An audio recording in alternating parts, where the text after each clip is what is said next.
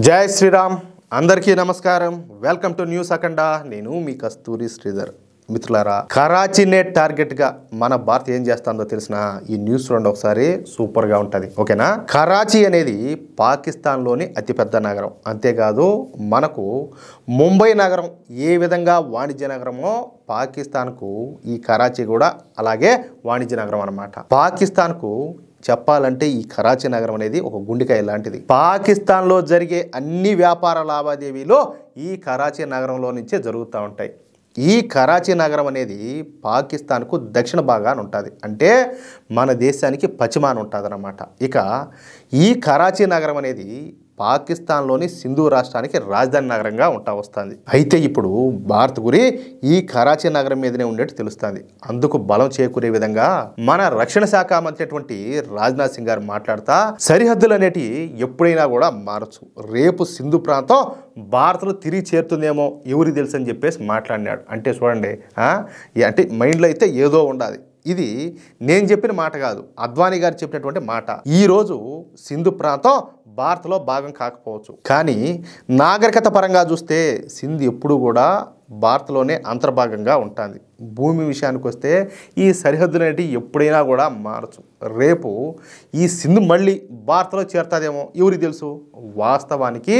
ఈ సింధు ప్రాంతాన్ని సింధీ ప్రజల మాతృభూమిగా పేర్కొంటారు ఈ సింధులోయ నాగరికతకు ఇది ప్రధాన కేంద్రంగా ప్రసిద్ధి చెందింది 1947 భారతదేశ విభజనతో ఈ ప్రాంతం అంతా కూడా పాకిస్తాన్లో భాగమైంది అని చెప్పేసి ఆయనంతా కూడా గత చరిత్రను ఆ హిస్టరీని అంతా కూడా గుర్తు చేశారు ఇంకా రాజ్నాథ్ సింగ్ గారు మాట్లాడుతా మన భారతదేశ నాగరికతలో సింధు ప్రాంతానికి ఉన్నటువంటి సాంస్కృతిక ప్రాధాన్యతను రాజ్నాథ్ సింగ్ గారు గుర్తు చేశారు సింధులోని చాలామంది ముస్లింలు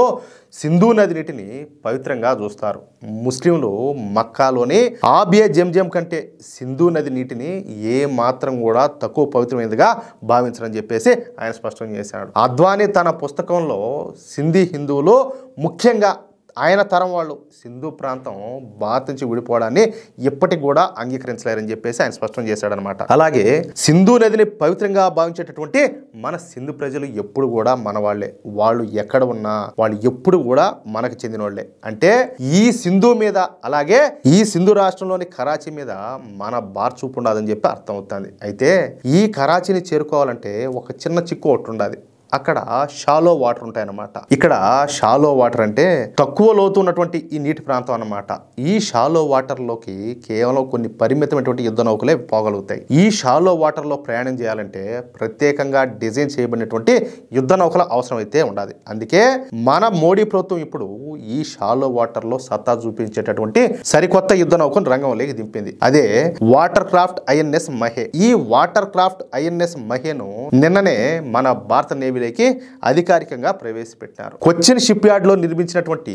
ఈ ఐఎన్ఎస్ మహేలో 80% స్వదేశీ సాంకేతికతను అయితే వినియోగించారనమాట సైలెంట్ హంటర్ గా పిలిచేటటువంటి ఈ నౌక పశ్చిమ సీబోర్డు ఆధీనంలో కార్యకలాపాలు అయితే సాగించున్నది ఈ ఐఎన్ఎస్ మహే వాటర్ క్రాఫ్ట్ నీళ్లలో నిశ్శబ్దంగా మొసల్లాగా కదలగలుగుతుంది అనమాట దీంతో శత్రు దేశాలకు చెందినటువంటి జలాంతర్గాములు దీని రాకను ఈజీగా అయితే గుర్తించలేవు అర్థమైందా అందుకే దీనిని సైలెంట్ హంటర్ అని చెప్పి పిలుస్తారు దీంట్లో సోనార్ సిస్టమ్ని ఏర్పాటు చేశారు ఇతర దేశాల జలాంతర్గాములు అలాగే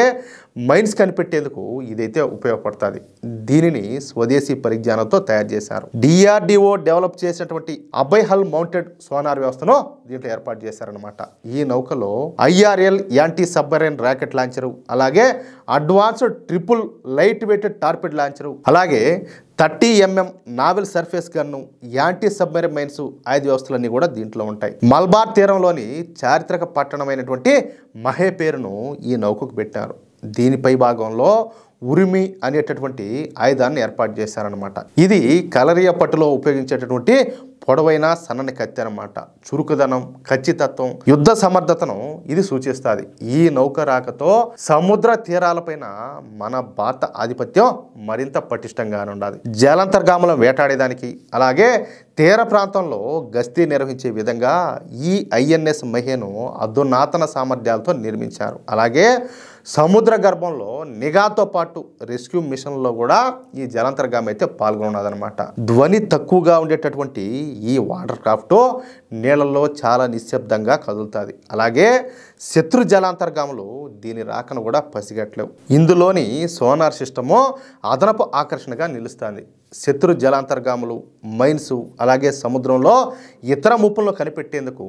ఈ సోనార్ సిస్టమ్ వ్యవస్థే ఈ నౌకకు అత్యంత కీలకం అన్నమాట. మన డిఆర్డిఓ అభివృద్ధి చేసినటువంటి అభయ్ హల్ మౌంటెడ్ సోనార్ వ్యవస్థను దీంట్లో ఉపయోగించారు. తద్వారా ఏంటంటే ఈ నౌక చుట్టూ ఉన్నటువంటి ప్రాంతాలను నిరంతరం కూడా గమనించేటటువంటి అవకాశం ఉంటుంది. ఈ జలాంతర్గముల శబ్దాలు, వాటి కదలికను ఇది వేగంగా గుర్తించగలుగుతుంది అన్నమాట. ఇందులోని లో ఫ్రీక్వెన్సీ వేరియబుల్ డెప్త్ సోనార్ వ్యవస్థ సాయంతో సముద్రంలో చాలా లోపల వరకు నిఘా పెట్టే అవకాశం అయితే ఉండాలి. ఈ నౌక నుంచి ఒక కేబుల్ విడిపోయి సముద్ర గర్భంలో శత్రు ముప్పునైతే పసిగడతా ఉంటుంది. చూడండి, అంటే ఈ కరాచీ నగరాన్ని స్వాధీనం చేసుకోవడానికి లేదా ఈ కరాచీలోని పాకిస్తాన్ నావెల్ పోర్ట్ను పూర్తిగా నాశనం చేయడానికి భారత్ ఇప్పుడు ఈ ఐఎన్ఎస్ మహే అనేటటువంటి వాటర్ క్రాఫ్ట్ను ఇప్పటికిప్పుడు రంగంలోకి దించిందనమాట. అది విషయం. ఈయన ఒక మాట మాట్లాడినారంటే ఖచ్చితంగా దాని వెనక ఆంతర్యం ఏదో ఉన్నట్టే అర్థం. ఏమంటారా? చూద్దాం ఏం జరుగుతుందో. ఇప్పుడు ఆల్రెడీ ఈ పాకిస్తాన్ ఆక్రమిత జమ్మూ కాశ్మీర్ దృష్టి పెట్టారు. ఇప్పుడు మళ్ళా ఈ సింధు రాష్ట్రం మీద కూడా ఫోకస్ చేశారు. మొత్తానికైతే ఏదో జరుగుతుంది. ఏమంటారా మిత్రులారా? ఈ న్యూస్ కనుక మీకు నచ్చినట్లయితే ఖచ్చితంగా ఈ న్యూస్ నలుగురికి షేర్ చేయండి. అలాగే ప్రతి ఒక్కరు కూడా మీ యొక్క అమూల్యమైనటువంటి అభిప్రాయాలను కామెంట్ రూపంలో తెలియజేయండి. ఇంకో విషయం ఏంటంటే, ఇంతవరకు మీరు గనక మన ఛానల్ని సబ్స్క్రైబ్ చేసుకున్నట్లయితే ప్రతి ఒక్కరు కూడా మన ఛానల్ని సబ్స్క్రైబ్ చేసుకోండి, సపోర్ట్ చేయండి ప్లీజ్. జై శ్రీరామ్, జై హింద్.